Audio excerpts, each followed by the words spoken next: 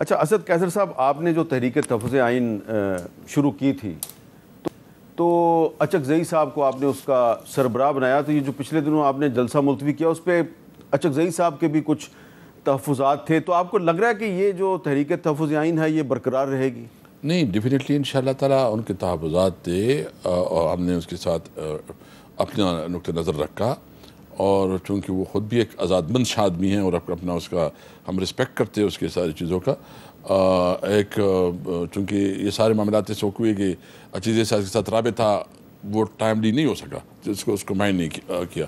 ہم نے ابھی اسٹیئرنگ کمیٹی بنائی ہے اور اسٹیئرنگ کمیٹی جو ہے نا حامد رضا صاحب کے زیر قیادت بنائی ہے، جو کہ ایک پراپر ہمارا الائنس کا سٹرکچر بنائے گا، وہ ہمیں پروپوز کرے گا، اور پھر ایک شیڈول ان کو ہم نے دیا کہ وہ ایک ایکٹیویٹی کا شیڈول بنائے۔ تو ایک دو دن میں ہماری اسٹیئرنگ کمیٹی نے بس میٹنگ کو ہوگی، پھر وہ اپنی جو ہماری مین جو سربراہ کمیٹی ہے اس میں وہ اپنی شفارسات دیں گے، تو انشاءاللہ تعالیٰ اس کے مطابق ہم اس کو آگے بڑھائیں گے۔ سندھ میں بھی پولیٹیکل پارٹیز کے ساتھ ہماری بات چیت ہو چکی ہے اور وہ بھی ہمیں جوائن کر رہے ہیں، تو اس کو ہم آہستہ آہستہ اس کو بڑھا رہے ہیں۔ کسی پارٹی کا نام بتائیں گے آپ ہمیں؟ اب مطلب یہ ہے کہ جی سعید والا پارٹی ہے، میں زیادہ چونکہ وہ نام میں کوئی آگے پیچھے کر لوں تو وہ اچھا چلے یہ بتائیں کہ جو ریزرو سیٹوں میں جو سپریم کورٹ کا ججمنٹ ہے، آپ کو لگتا ہے کہ اس پہ عمل درآمد ہو جائے گا؟ دیکھو، یہ تو ہر ممکن طریقے سے اس کے اوپر روڑے اٹکا رہے ہیں۔ یہ بھی امتحان ہے سپریم کورٹ کا کہ کتنا وہ اپنے فیصلے کو جو ہے نا وہ امپلیمنٹ کر سکتے ہیں۔ ہم سپریم کورٹ کے ساتھ ہیں، اپنے عدلیہ کے ساتھ ہیں، اور جب تک اپنے عدلیہ کے فیصلے امپلیمنٹ نہیں ہوں گے تو پھر یہ ملک کیا ملک ہے؟ مطلب تو پھر تو جنگل کا قانون ہے۔ تو ہر صورت میں انشاءاللہ تعالیٰ مجھے امید ہے یہ امپلیمنٹ ہوگا۔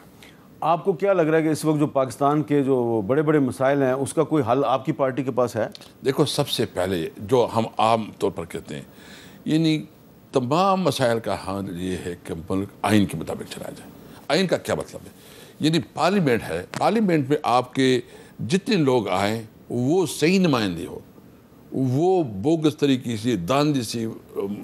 منتخب لوگ نہ ہو، بلکہ عوام کے صحیح نمائندے ہو، وہ لوگ جس کو عوام نے اپنے نمبر 1، اور اس پارلیمنٹ کے پاس سارے اختیارات ہو کہ وہ اپنی خارجہ پالیسی بنائیں، اپنے داخلہ پالیسی بنائیں، اپنی جو ہے نا اکانومی کے اوپر جو ہے نا اپنی ترجیحات بتائیں۔ مطلب جو ملک کے معاملات ہیں وہ پارلیمنٹ کے پاس ہو۔ پارلیمنٹ جو ہے نا سپریم ادارہ ہے۔ آپ کا جو کنسٹیٹیوشن میں جس ادارے کا جو رول ہے، یعنی عدلیہ ہے، عدلیہ صحیح معنوں میں ایک انڈیپینڈنٹ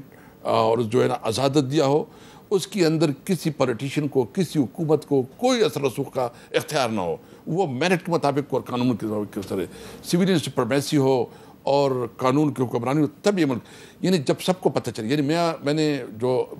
مارنگ بلوچ کی بھی تقریر میں نے سنی ہے، وہ کہتے ہیں کہ آئین کو تم نہیں مانتے، ہم تو مانتے ہیں۔ آپ جتنے لوگ ہیں مسنگ پرسن ہیں سب کو عدالتوں کے سامنے پیش کرو۔ بھائی ٹھیک ہے، اگر کسی کے خلاف کوئی ہے، کوئی کیس ہے۔ تو آپ کی جو پچھلے دنوں منظور پشتین سے ملاقات ہوئی اس میں بھی کوئی آئین کی بات ہوئی تھی؟ ہاں، منظور پشتین سے جو ہماری ملاقات ہوئی تھی تو انہوں نے کہا کہ انہوں نے ہمیں دعوت دی، ہم نے اس سے ایک مطالبہ کیا کہ جو بھی آپ کرے وہ آئین اور قانون کے مطابق کرے،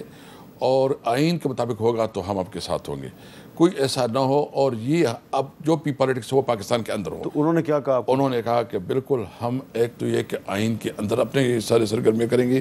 دوسرا ہاں اس نے یہ بات کی کہ ہم تو یہ تجویز کر سکتے ہیں نا کہ آئین میں امینڈمنٹ کرے، یہ تو قانونی حق ہے آپ کا، ہم اگر وہ کوئی امینڈمنٹ لاتے ہیں تو ہم اس کو مطلب اس کے مطابق دیکھیں گے اور اس پہ ہمیں کوئی اعتراض نہیں ہوگا، لیکن جو بات ہے پاکستان کے آئین کے اندر رہتے ہوئے وہ اپنی سرگرمیاں کریں۔ تو آپ کے خیال میں مارنگ بلوچ اور منظور پشتین جو ہیں وہ پاکستان کے آئین کے اندر رہ کے جدوجہد کر رہے ہیں؟ میں سمجھتا ہوں اور وہ کر بھی رہے ہیں۔ جو مارن بلوچ کی اس وقت سٹرگل ہے، میں سمجھتا ہوں کہ وہ بہت پیسفل، یعنی خواتین اور بچے، تھوڑی ان کے ساتھ مشاورت چاہیے، تو ان کو یہ بات کریں کہ وہ وہی ایکٹیویٹی رکھے جو کہ پرامن ہو،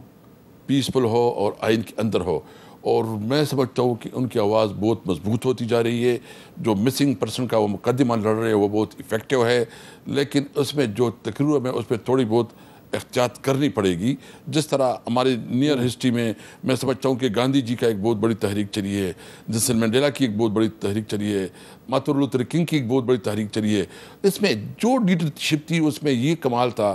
کہ وہ اپنی ذاتی غصہ اور جذبات جو ہے نا قابو پہ رکھتے تھے، اپنے ٹارگٹ پہ فوکس رکھتے تھے، اور اس کا رزلٹ دیکھ لے گا کہ امریکہ میں وہ کامیاب ہوئے، انہوں نے ووٹ کا حق لے لیا۔ گاندھی جی نے جو ہے نا جو آزاد کیا، انڈیا کو آزادی دلائی۔ ہمارے قائد اعظم محمد علی جناح کا بھی ایک بہت بڑا کنٹریبیوشن ہے کہ اس نے جو تحریک چلائی، کوئی اس پہ تشدد نہیں ہوا، اور اس طرح آپ نے کہا نیلسن منڈیلا نے اتنی مشکلات کے باوجود وہ اس نے اپنے جذبات کو قابو میں رکھا، اپنی قوم کی بھلائی کے لیے کام کیا، اور اب دیکھیں کہ ساؤتھ افریقہ کدھر ہے۔ تو میں یہ دونوں سے جو ہمارے میں کہتا ہوں کہ ہمارے بچے ہیں، ان سے ہماری ریکویسٹ ہوگی کہ وہ اپنی تمام ترجیحات، اپنے جذبات، ان کی جو بھی جذبات ہیں ہم اس کی قدر کرتے ہیں، لیکن وہ اپنی تمام جدوجہد کو آئین اور قانون کے اندر رکھے اور احتیاط سے اپنی اس کو آگے بڑھائیں۔